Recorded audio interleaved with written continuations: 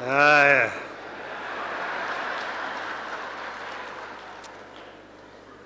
I don't know what is very interesting.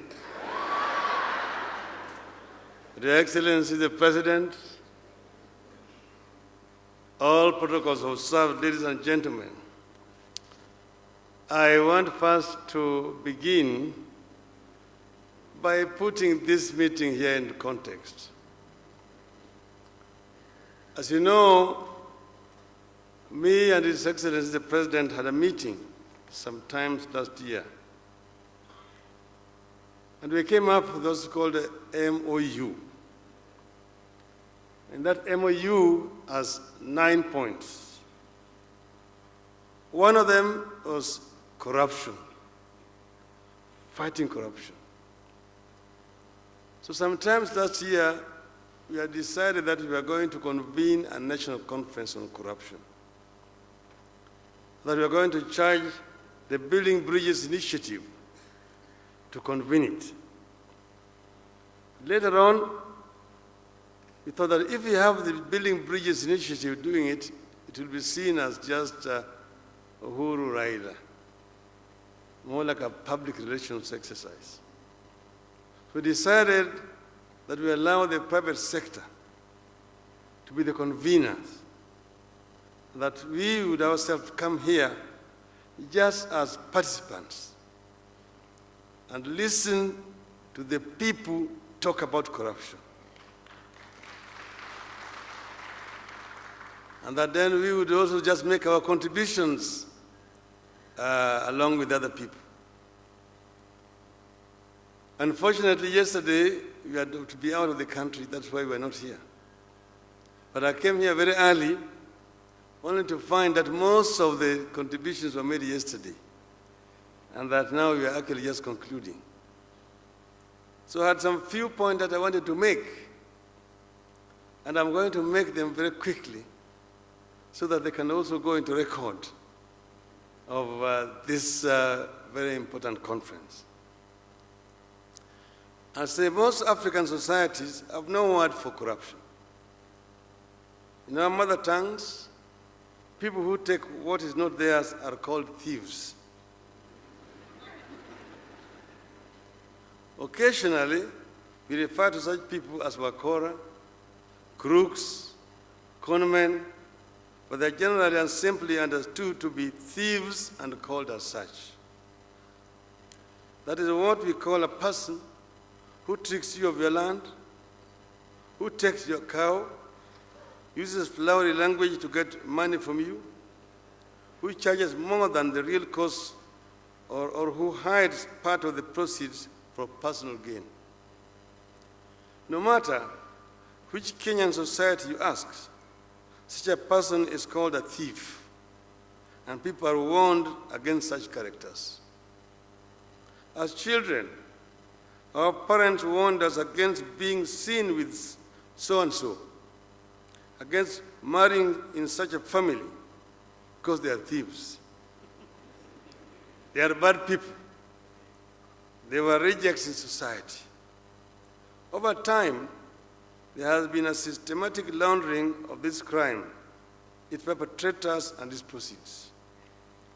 We launder them in church, at social events like weddings, at harambes, and during times of tragedies, sometimes caused by the crimes of the very same people. We view those who steal from us as achievers and as real men and women struggling with life.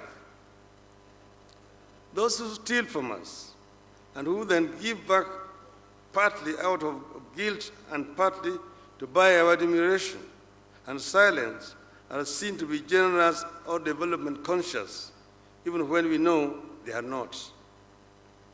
We welcome them to social and religious events with open arms and cheers and roll out the red carpet for them, but frown at the chicken thief and look for tires to lynch them. Why have we changed and made stealing something whose nature and dimensions are difficult to understand and whose real name we refuse to pronounce? How has this impacted on our war on this crime? Still on the issue of attitude, there is some sympathy and reverence we have developed for corrupt people, the thieves.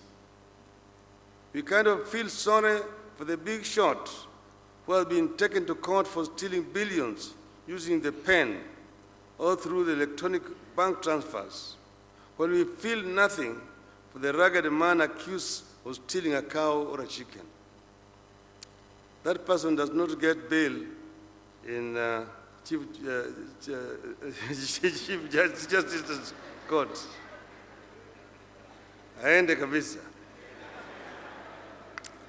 The ordinary citizens look sorry, the police officer looks sorry, and even the judges look sorry. You have contributed to this problem as a society. We need to end it as a society before we bring in the government. And the issue of attitude features strongly on our idea about the government. We seem to believe that the government is something alien or institution that grows money on trees, and that whoever steals from government money has not stolen from us, because the government's money is somebody's money. In fact, such a person is seen as a hero who has conquered some enemy. Yet the truth is that the government has no money of its own. It's only our taxes. For every money stolen from the government will most likely raise more taxes or cut down on services provided to us. Then there are our institutions, the courts of law, the anti-corruption agencies, the police, etc. There's every indication that the thieves do not sleep as they look for ways to steal. They use the stolen money to hire the most crooked lawyers or buy judges and other officers in the chain.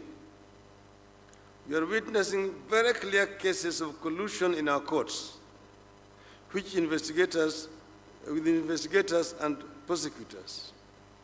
Consequently, we are witnessing a trend where suspects rush to court to stop the DCI and the DPP from arresting and charging them with corruption.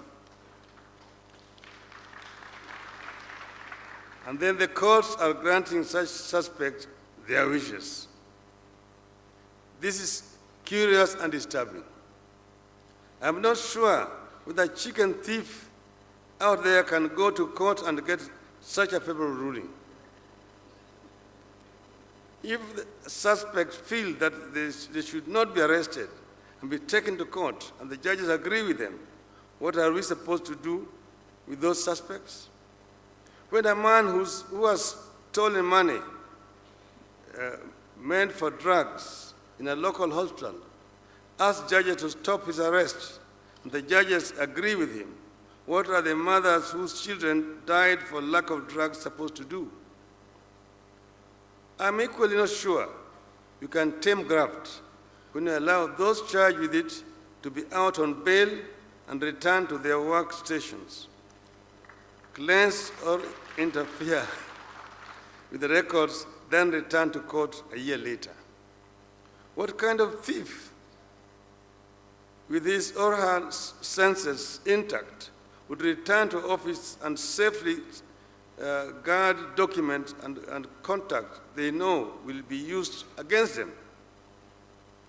I am not sure that we are keen to get to the bottom of the problem, or we are just going through the motions. Finally, there is the issue of time. How long should one corruption case take to start and to be dispensed with? Is it a year, a decade, or a generation? Societies have stemmed the tide against corruption, and those that have have insisted on dispensing swift and severe punishment were kind of shock and awe. Such societies understand that the corrupt who go unpunished or who take too long to be punished become heroes of sorts and continue to undermine the values of society and pillars of the state. It is my hope that our experiences as shared here will lead us to a permanent solution and not another conference on how to deal with thieves in suits. I want to just give 2 examples. You remember here, about 5 years ago, we had a visit here by a head of state from Korea. President of Korea was here. She went back and she was found to have conferred certain favors to a friend of hers. She was impeached by Parliament, charged in a court, like Justice Maraga's court equivalent of Korea. And she's serving a 25-year jail term in Korea. Could that happen in Kenya? Not only in Kenya, or in Africa. Some drug lords, suspects, could not be found guilty in our courts here. They were out on bail. And they were taken to America. And there they have been there in remand for 2 years. That the right to innocence before found guilty, notwithstanding. And there in America, they have been able to cooperate and have a plea bargaining, and they have been able to actually tell it out, all in America. Why is it possible there and it's not possible here? Where people tried in absentia in Jersey Island, found guilty there, that we're not able to find them guilty here. We're not able to expatriate them to go and face trial, yet we are demanding that the money should be brought back here. Contradictions. So we must bite the bullet and go that extra mile to deal with this cancer of corruption. The Parliament is also accused. Parliament gets about allocation of 2% of our total revenue. It employs only 1,000 people. The judiciary employs about 7,000 people and gets 0.5%. 46 billion against 15 billion. And then they're saying that they are not adding themselves money. They're adding themselves money for sitting allowances. Mr. Speaker was being economical with facts. Didn't they say that they did not want to recognize the Salary Review Commission, that Parliament as an independent institution has a right to raise their salaries the way they like? And the same thing also happens with the county government. Over 70% of the revenue that is devolved goes purely for recurrent expenditure, with very little to show for development. This is also another form of corruption. Sitting allowances. Every day you find them fighting, I've not been put in this committee, I've not been put in this committee, I've not been given overseas trips, benchmarking, and how do they call the other one? And bonding.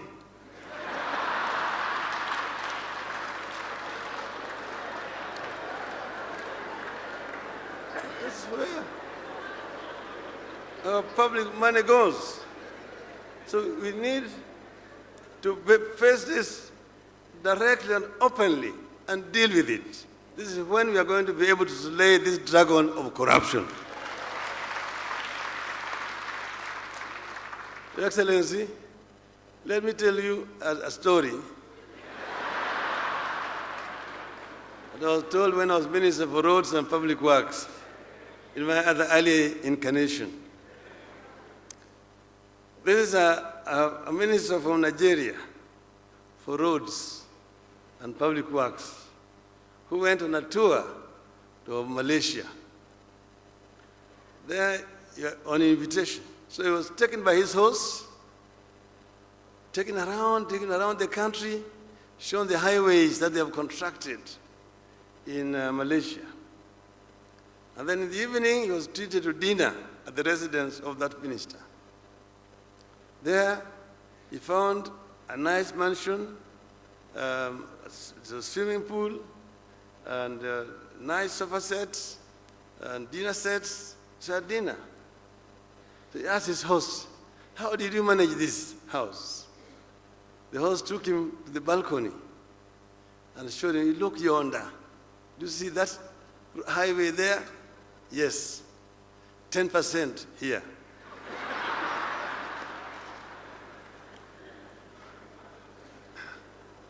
Two years later, it was the turn of the Malaysian to pay a return visit.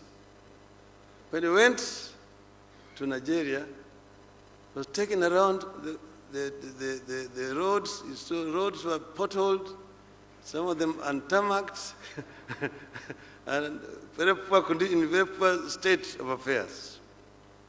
In the evening, he was taken to dinner, and he found a palatial mansion, Olympic-sized swimming pool. The sofa sets were imported from Britain. Most of the chinaware were golden. So he asked his host, "How do you achieve all this?" He took him to the balcony. And so, "Do you see that highway there?" The Malaysian could see nothing. He was told 100% here.